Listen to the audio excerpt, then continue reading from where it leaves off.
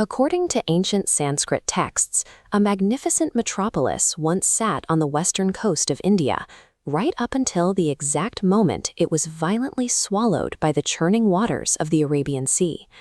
The Mahabharata and the Vishnu Purana tell us that this city was forged by Lord Krishna himself. To protect his clan from persistent invasions, he supposedly reclaimed 12 yojanas of land directly from the sea to build a safe haven. This settlement was described as a heavily fortified masterpiece of urban planning. It stretched across 84 kilometers and featured thousands of palaces, intricate gardens, and deep defensive moats. But the texts state that within days of Krishna departing the earthly realm, the ocean surged forward and reclaimed its territory, burying the golden city beneath the waves. For centuries, scholars dismissed this account of a sunken city as pure religious allegory. The idea that a massive ancient capital rested on the ocean floor seemed like a beautiful but entirely fictional myth. That consensus fractured in May 2001, when the Indian government shocked the globe with an unexpected announcement. They claimed to have located the ruins of an immense underwater city off the coast of Gujarat in the Gulf of Khambat. The authorities released sonar scans showing evenly spaced geometric structures on the seafloor. Even more compellingly, they presented a piece of submerged wood recovered from the site, which carbon dating placed at a staggering 9,500 years old.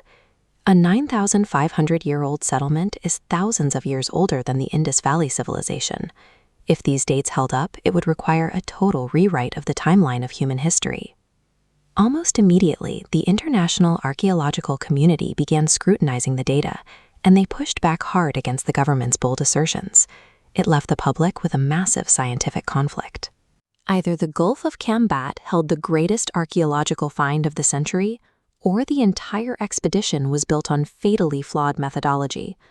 The controversy all traces back to how the evidence was collected.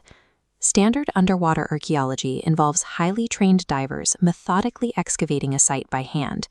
The 2001 team, however, gathered samples by blindly dragging an acoustic dredge across the ocean floor. Seafloor sediment forms chronological layers, called stratification. Mechanical dredges chaotically mix these layers, destroying their context.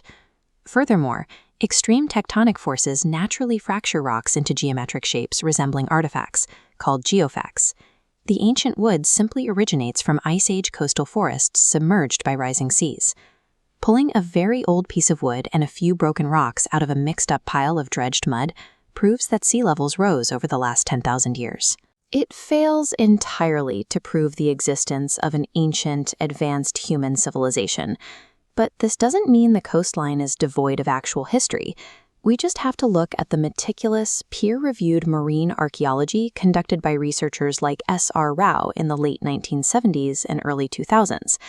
Instead of dropping heavy machinery into the deep ocean, Rao's teams focused on visual, controlled explorations of the shallow intertidal zones near modern-day Dwarka. By carefully mapping the site in person, divers located verifiable human artifacts. They recovered large stone anchors, ancient copper bells, and distinct pottery pieces. All of these recovered artifacts reliably date back to roughly 1500 BC. These authentic finds place the settlement thousands of years after the Ice Age. The evidence proves that Dwarka was a massive, bustling ancient port city that facilitated intense maritime trade, completely independent of the mythological timeline. The intense methodological debates of 2001 ultimately served a vital purpose.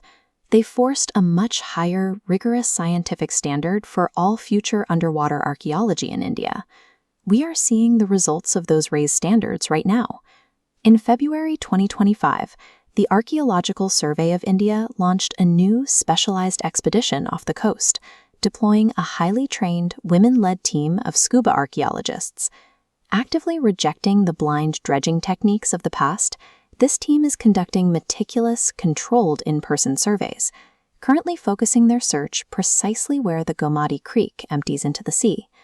Rigorous science tends to strip away the sensationalism of myth, but in doing so, it replaces fiction with something far more valuable: the factual, physical reconstruction of one of the ancient world's most vital maritime hubs.